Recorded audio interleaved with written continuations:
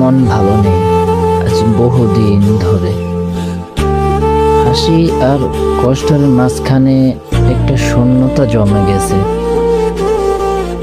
সবকিছু ঠিক আছে বললেও ভেতরে অশান্তিটা থামছে না কিছুতেই।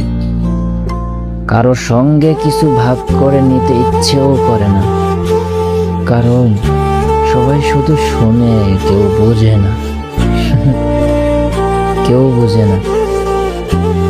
মন ভালো নেই আজ বহুদিন ধরে। হাসি আর কষ্টের মাঝখানে একটা শূন্যতা জমে গেছে। সবকিছু ঠিক আছে বললেও ভেতরে অশান্তিটা থামছে না কিছুতেই। কারোর সঙ্গে কিছু ভাগ করে নিতে ইচ্ছেও করে না, কারণ সবাই শুধু শোনে, কেউ বোঝে না। কেউ বোঝে না।